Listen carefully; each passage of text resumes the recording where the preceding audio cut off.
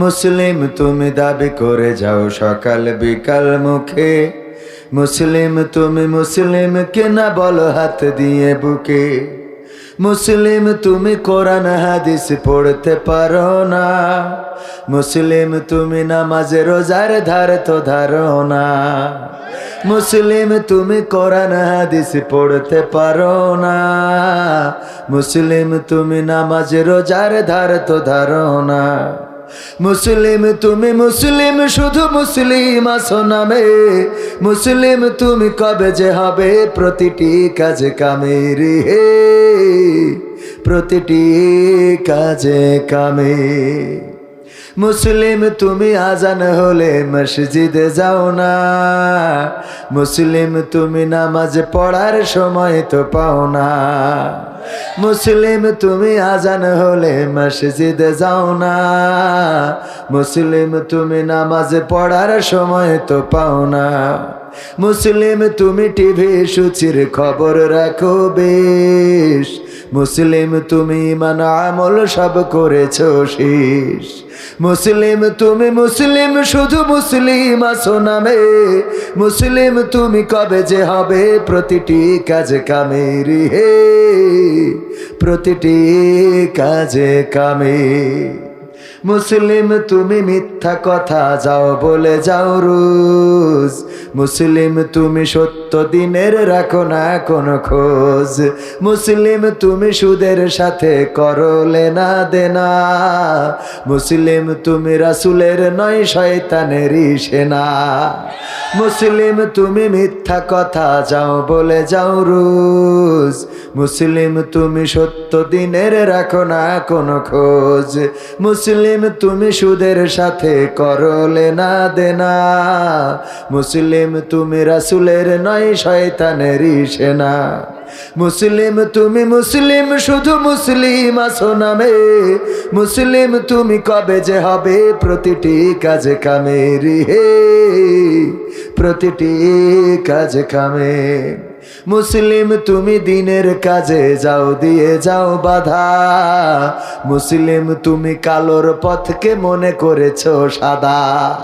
মুসলিম তুমি নিয়েছো মেনে মানুষ গড়া মতবাদ, মুসলিম তুমি বাতিলেরই পথে চলে পাও স্বাদ।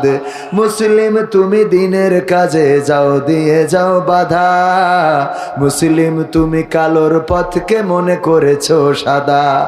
মুসলিম তুমি নিয়েছো মেনে মানুষ গড়া মতবাদ, মুসলিম তুমি শয়তানেরই পথে চলে পাও স্বাদ।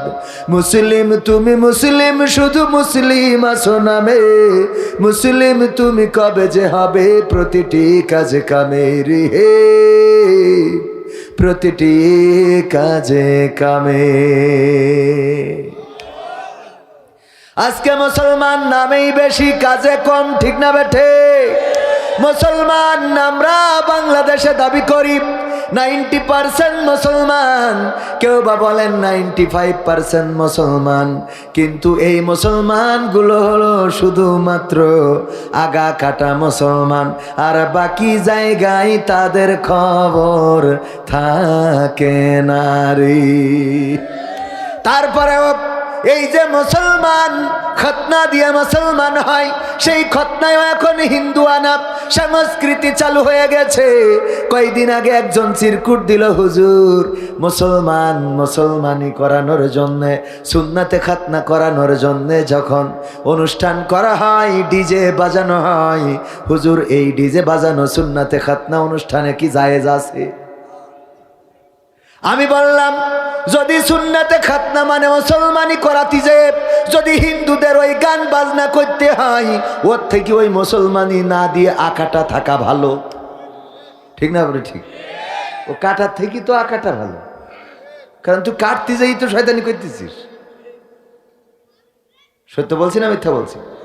এই মুসলমান, যেই মুসলমান তাদের জন্মদিনে ডিজে বাজায়, যেই মুসলমান 31st নাইট পালন করে, যেই মুসলমান লাইলাতুল ফেব্রুয়ারি পালন করে, আছে না নাই?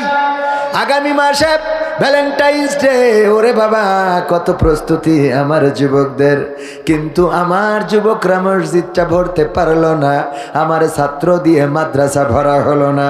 ও আমার ভাইরা, আমরা কেমন মুসলমান? আমার মহান রব বলেছেন, ইয়া আইয়ুহাল্লাযীনা আমানুত্তাকুল্লাহ হাক্কা তুকাতিহি ওয়া লা তামুতুন্না ইল্লা ওয়া আনতুম মুসলিমুন।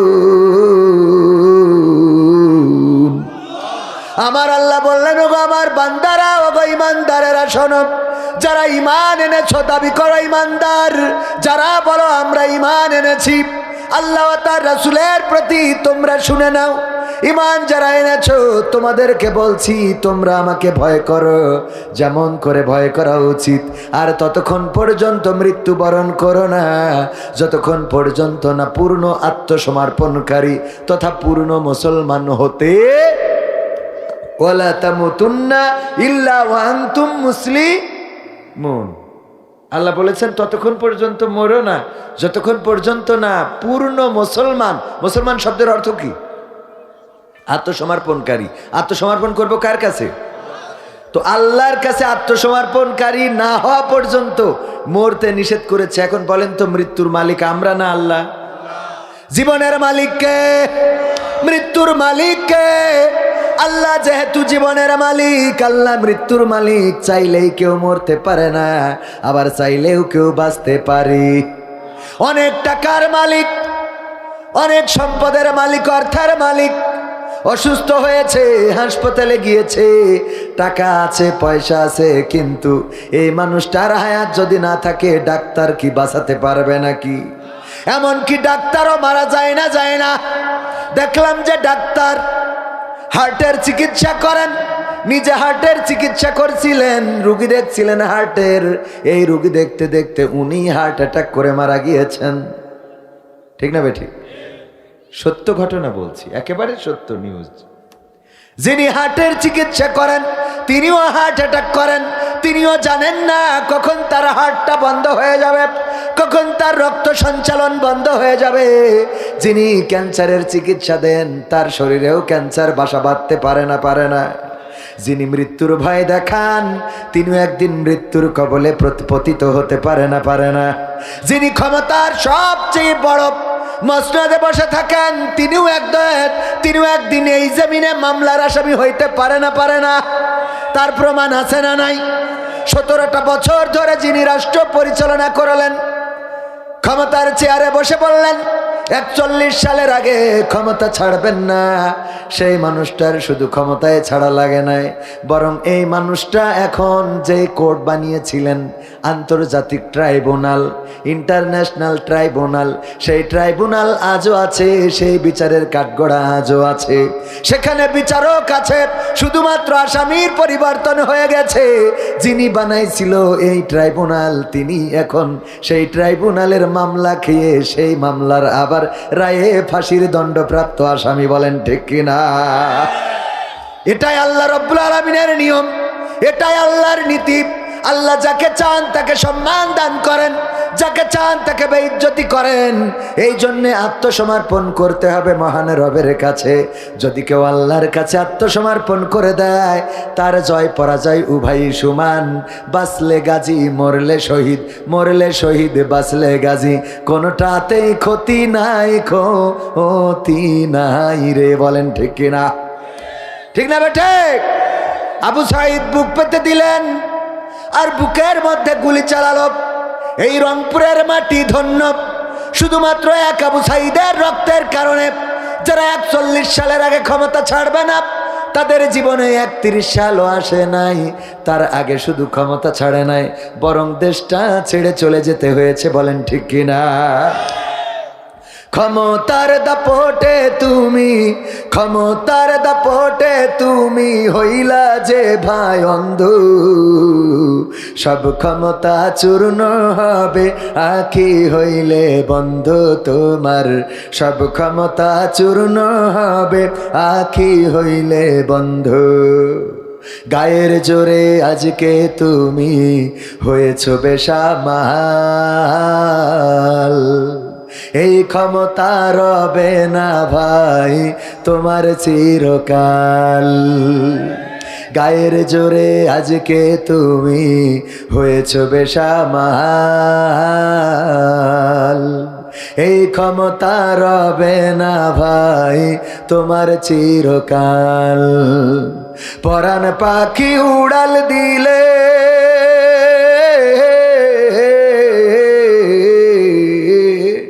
পরাণ পাখি উড়াল দিলে পরাণ পাখি উড়াল দিলে দেহ হবে গন্ধ, সব ক্ষমতা চূর্ণ হবে আখি হইলে বন্ধু তোমার, সব ক্ষমতা চূর্ণ হবে আখি হইলে বন্ধু।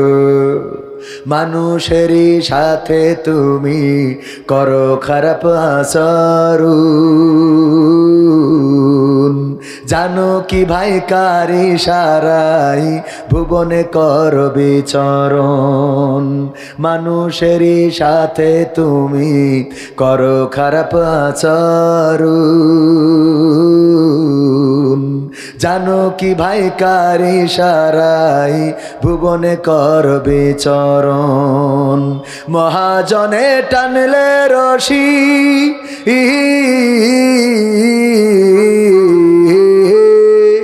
মহাজনে টানলে রশি মহাজনে টানলে রশি দম হইবে বন্ধু, সব ক্ষমতা চূর্ণ হবে আখি হইলে বন্ধু তোমার, সব ক্ষমতা চূর্ণ হবে আখি হইলে বন্ধু।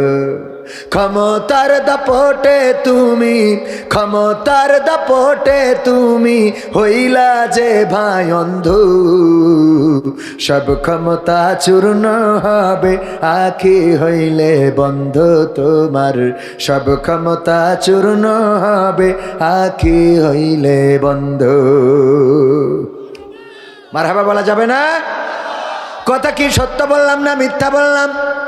সব ক্ষমতা চূর্ণ হয়ে যাবে, চূর্ণ বিচূর্ণ হয়ে যাবে। এই বাংলাদেশের স্বাধীনতার পরে রাষ্ট্র পরিচালনার দায়িত্ব নিয়েছিলেন বঙ্গবন্ধু শেখ মুজিবুর রহমান। তিনি চেয়েছিলেন এই দেশটায় বাকশাল কায়েম করে ক্ষমতার চেয়ারটা পাকাপোক্ত করবেন, থাকতে কি পেরেছে? না পারে নাই। তারপরে আসলেন শহীদ প্রেসিডেন্ট জিয়াউর রহমান, তিনিও থাকতে পারলেন না। তারপরে আসলেন আপনার রংপুরের সন্তান এরশাদ, ক্ষমতায় এসেছিল, ঠিক না বেঠে?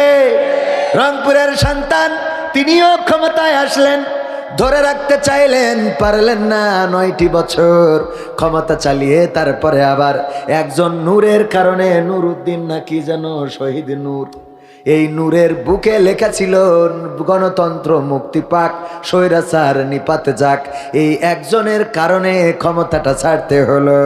এরপরে আসলো বেগম জিয়া, তারপরে আসলো শেখ হাসিনা, তারপরে আবার বেগম জিয়া, এরপরে আবার শেখ হাসিনা, এরপরে ডক্টর ইউনূস এখন বর্তমান।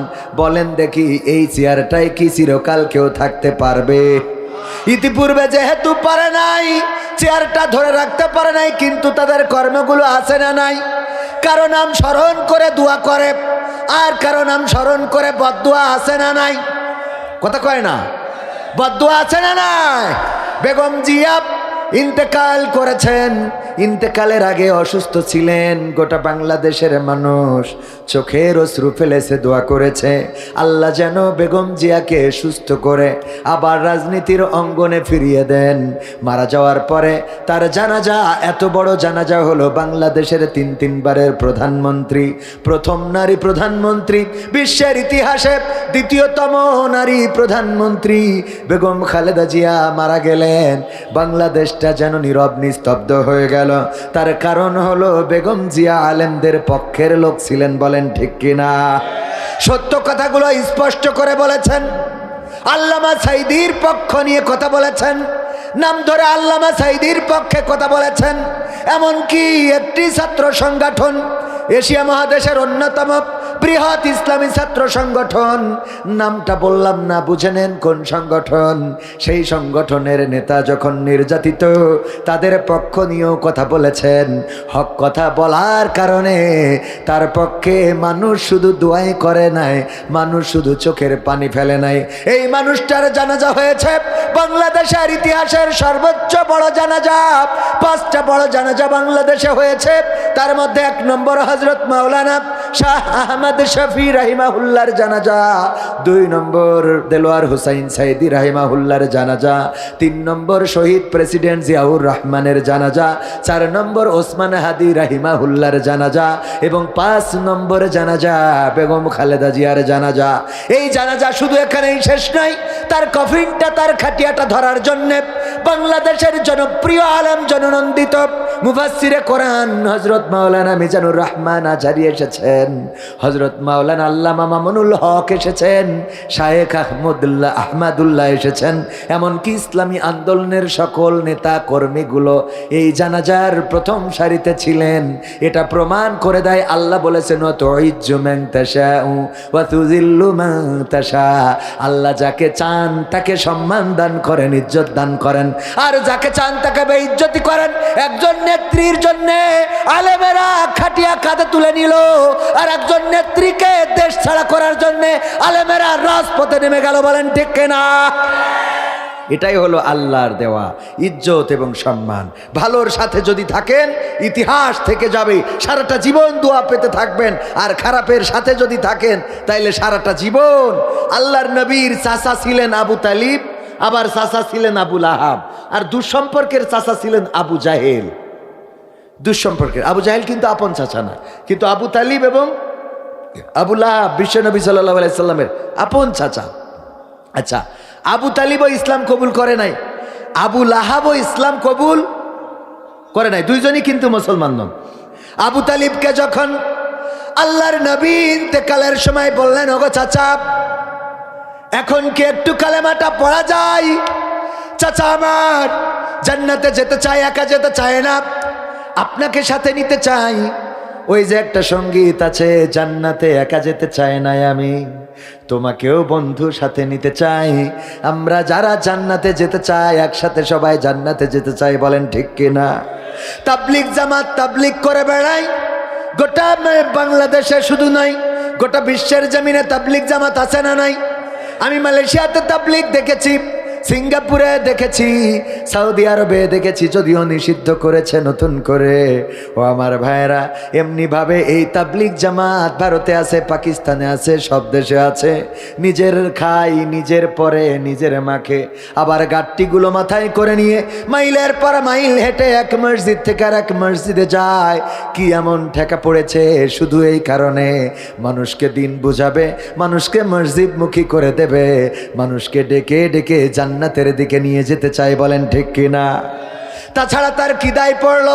এই শীতের রাত, যেই রাতে তোশকের উপরে শুয়ে কম্বল গায়ে দিয়ে শীত যায় না, সেই রাতে কত তাবলিগের ভাইয়েরা মসজিদে ঠান্ডায় এই মেঝের উপরে পাতলা বিছানা দিয়ে উপরে পাতলা কম্বল নিয়ে ঘুমায়। মসজিদে এই কষ্ট কেন করেন? কারণ ওনারা সিদ্ধান্ত নিয়েছেন, ওয়ামান আহসানু কওলাম মিম্মান দাআ ইলাল্লাহ ওয়া আমিলা সালিহান ওয়া ক্বালা ইন্নানি মিনাল মুসলিমিন। আমার আল্লাহ বলে দিয়েছেন, তার কথার চেয়ে ভালো কথা, উত্তম কথা আর কেউ বলে না। যে নিজে ভালো কাজ করে এবং অপরকে ভালো কাজের জন্য আহ্বান করে, ডাকে আর মুখে ঘোষণা করে দেয় আমি একজন মুসলমান, এই দায়িত্ব নিয়ে, এই দায়িত্ব কাঁধে নিয়ে তাবলিগ জামাতের ভাইয়েরা এই শীতকে উপেক্ষা করে মসজিদে মসজিদে তাবলিগ করে বেড়ায়, শুধুমাত্র এই কারণে যে জান্নাতে আমি একা নামাজি হয়ে যাব না, বরং এই দেশের মানুষদেরকেও একসাথে জান্নাতে নিয়ে যেতে চাই। আল্লাহর নবী সেটাই চাইতেন। আল্লাহর নবীকে আবু জাহেল মারলেন, কপাল ফেটে রক্ত বের হয়ে গেল। বিশ্ব নবী অভিমান করে দূরে চলে গেলেন। শিকার থেকে ফিরে আসলেন চাচা আমির হামজা। এসে বেগমের কাছে শুনলেন নবী মুহাম্মদ তাকে মেরেছে আবু জাহেল, এই কারণে অভিমান করে কোথায় যেন গিয়েছে, এখনো বাড়িতে ফেরে নাই। আমির হামজা তাড়াতাড়ি করে ছুটে গেলেন আবু জাহেলের বাড়িতে। তখন আমির হামজা ইসলাম কবুল করেন। ইসলাম কবুল করে নাই। আবু জাহেলকে ডাক দিলেন, বললেন আবু জাহেল বের হও, বাড়ি থেকে বের হও। আবু জাহেল বের হলো, বলল আমার ভাতিজা মুহাম্মদকে তুমি মেরেছো নাকি শুনলাম। বলল হ্যাঁ মেরেছি। কেন মেরেছো? আমাদের বাপদাদার ধর্মের বাইরে ধর্ম প্রচার করে, আমাদের বাপদাদার দিনের বাইরের দিন প্রচার করে। এই মক্কায় সে আমাদের বাপদাদার করে যাওয়া আইন সংবিধান বাতিল করে দিয়ে কার সংবিধান চালাতে চায়, আমরা সেটা চালাতে দিতে চাই না। এই মক্কায় আইন চলবে আমাদের, আমাদের লেখা সংবিধান অনুযায়ী চলবে। কাবার মধ্যে 360টি মূর্তি আছে, সেটা থাকবে। তোমার ভাতিজা কেন আমাদের যে দিন আছে সেই দিনের বাইরে আলাদা দিন প্রচার করে, এই কারণে মেরেছি, মাথা ফাটিয়ে দিয়েছি। আমির হামজা বললেন আমার ভাতিজা তার বাবা নাই, কিন্তু আমি চাচা এখনো তো মারা যায় নাই। আমার ভাতিজা কি করে না করে সেটার বিচার হবে পরে। তুমি আমার ভাতিজার মাথা ফাটাইছাও, আমিও তোমার মাথাটা ফাটাবো। অমনি ধনুক দিয়ে বাড়ি দিলেন, মাথা ফেটে গেল, কেটে গেল, রক্ত বের হয়ে গেল। আমির হামজা খুঁজতে লাগলেন, বিশ্বনবীকে পাইলেন, বললেন ওগো আমার ভাতিজা তোমাকে মেরেছে, তোমার কপাল কেটে রক্ত বের করেছে আবু জাহেল। আমি এটা শোনার পরে আমি আবু জাহেলের মাথা ফাটিয়ে দিয়েছি, তারও মাথা দিয়ে রক্ত বের হয়েছে, আমি এটা নিজ চোখে দেখে এসেছি। ওগো ভাতিজা মনে করো না তোমার বাবা নেই, কিন্তু তোমার মনে করো না তোমার বাবা নেই বলে তোমার কোনো অভিভাবক নেই। আমরা চাচারা এখনো মারা যায় নাই। প্রতিশোধ নিলাম, প্রতিশোধ নিয়ে প্রমাণ করে দিলাম মুহাম্মাদের বাবা নাই, কিন্তু চাচারা এখন এই জমিনে আছে। এবার বলো তুমি খুশি নাও খুশি? আল্লাহর নবী বললেন ওগো চাচা আপনি আবু জাহেলের মাথা ফাটিয়ে আমাকে খুশি করতে পারবেন না, আবু জাহেলের মাথা থেকে রক্ত বের করে খুশি করতে পারবেন না, আবু জাহেলকে হত্যা করেও খুশি করতে পারবেন না। ওগো চাচা আমি যেই কাজের জন্য এসেছি, আমি যেই কালেমার প্রচার করতে যে আজকে মাথা ফাটিয়েছি, মাথার আমার কপাল ফেটে রক্ত বের হয়েছে, ওগো চাচা আপনি যদি সেই কালেমাটা গ্রহণ করে পড়ে নেন লা ইলাহা ইল্লাল্লাহু মুহাম্মাদুর রাসূলুল্লাহ, যদি এই ঘোষণাটা আপনি দিতে পারেন চাচা আমার, তাইলে আমার কলিজাটা প্রশান্ত হয়ে যাবে, আমার কলিজাটা সুখ খুঁজে পাবে, আমার হৃদয় প্রশান্তিতে ভরে যাবে। আল্লাহর নবীর চাচা বললেন ওগো ভাতিজা আমার এখন আর কোনো সন্দেহ নাই যে তুমি আল্লাহর প্রেরিত রাসূল, কারণ আমি এমন একটা প্রতিশোধ নিলাম, তুমি সেটাতে খুশি হওয়ার কথা, কিন্তু তুমি সেটাই খুশি হতে চাইলে না, তুমি বললে কালেমার ঘোষণা দিতে হবে। তার মানে আমি বুঝতে পেরেছি জান্নাতে তুমি একা যেতে চাও না, তুমি আমাদেরও সাথে নিয়ে জান্নাতে যেতে চাও। ওগো ভাতিজা আমি ঘোষণা করে দিচ্ছি আশহাদু আল্লা ইলাহা ইল্লাল্লাহু ওয়া আশহাদু আন্না মুহাম্মাদান আবদুহু ওয়া রাসূলুহু। আল্লাহু আকবার। আল্লাহর নবী একা জান্নাতে যেতে চান, একা জান্নাতে যেতে চান নাই, এই জন্য বিশ্ব নবী সাল্লাল্লাহু আলাইহি সাল্লাম চাচা আবু তালিবকে ডাকলেন, ডেকে বললেন ওগো চাচা মরণাপন্ন অবস্থা, আল্লাহ রব্বুল আলামিন হয়তো আপনাকে ডেকে নিবেন, আপনি কত কষ্ট করেছেন আমার জন্য, দিনের জন্য, ইসলামের জন্য। চাচা ইসলাম কবুল করে নাই, কিন্তু ইসলামের জন্য